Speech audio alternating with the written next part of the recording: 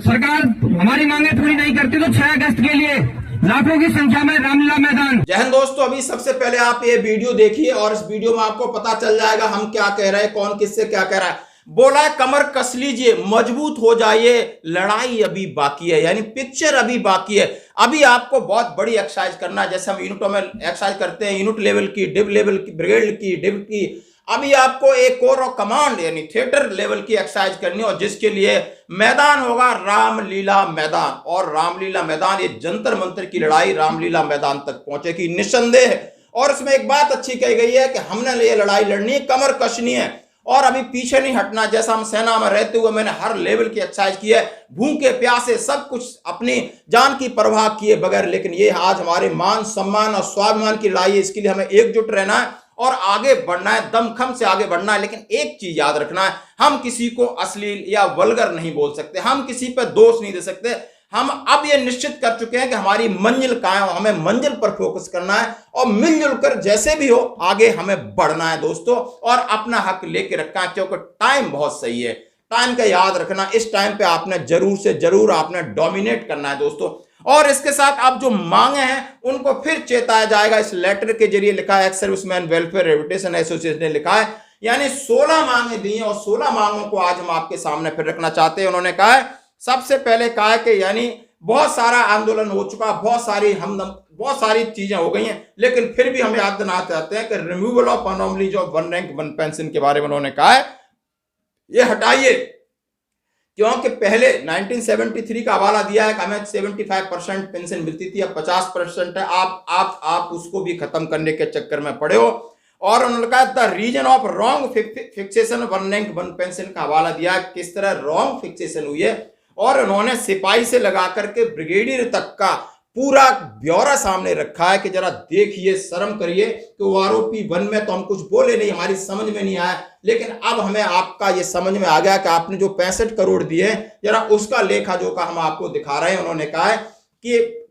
सिपाही से लगाकर ऑनरी कैप्टन तक 7.8% एवरेज बढ़ी है। और आप समझ सकते हो, यानी अधिकारियों की लगभग एवरेज डाला है 30.5% एवरेज है। और ये चार्ट ऑथेंटिकेटेड है और ये माननीय प्रधानमंत्री रक्षा मंत्री जी को फिर लिखा गया है कि अब हम आगे बढ़ रहे हैं इन मांगों के साथ। और जरा करिए अन्याय कि आपके 65,000 करोड़ कहां है।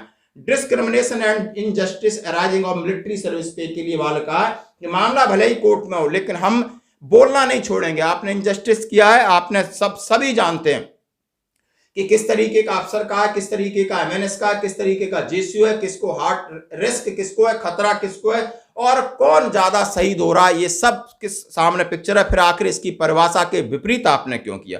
डिस्क्रिमिनेशन ऑफ डिसेबिलिटी पेंशन का उन्होंने दिया है कितनी परसेंट बढ़ी और जेसीओ की उन्होंने एक जो आंकड़ा सामने दिया है, आप इसको देख सकते हैं।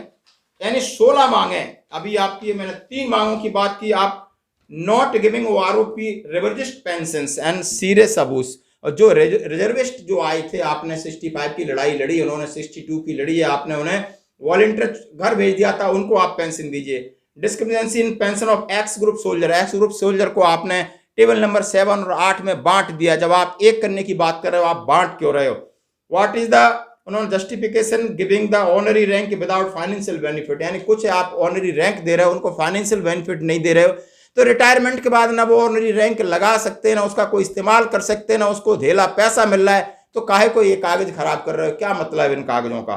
वो आरोपी फॉर प्रीमेचर रिटायरीज पीएमआर जवान, हाँ ये बहुत बड़ा मुद्दा है कि पीएमआर जवानों के साथ आपने छल किया है इतनी बड़ी बड़ी बातें करने के बाद, और जैसे ही आप सरकार में बैठे, सत्ता में बैठे, आपने ठक दी से ऑर्डर निकाल दिया कि इनको नहीं देना है।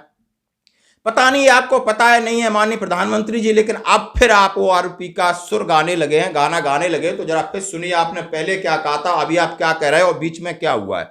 ये सारी चीजें आज आपको जगाना है इस माध्यम की। Increase in fixation of family pension को जो आपने फिक्स कर रखा है उसको इंक्रीज करिए।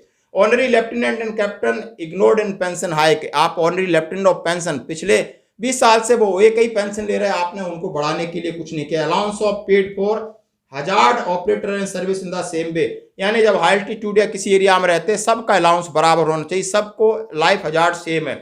सहायक सिस्टम शुड बी अबॉलिश्ड। उन्होंने कहा सहायक सिस्टम को बंद करो, शर्म आती है, ये देश की सेना है या विदेश की सेना है, क्या अंतर है? फिर आपने ये मूलभूत चीज जो सबसे बुरी बीमारी उसको आप दूर करने के लिए कुछ नहीं कर रहे। Transparency of the medal giving gallantry and excellence service, यानी जो ट्रांसपेरेंसी बरती है सेना में, जेएसयू जवान ही लड़ाई लड़ते हैं, वो अर्जुन और दुर्योधन और भीम नहीं है कि सारा उनका ही ख्याति हो, खून पसीना सबका बहाया जाता है, नाम के लिए उनको मेडल नहीं, नाम जो काम कर रहा है उसको मेडल दीजिए।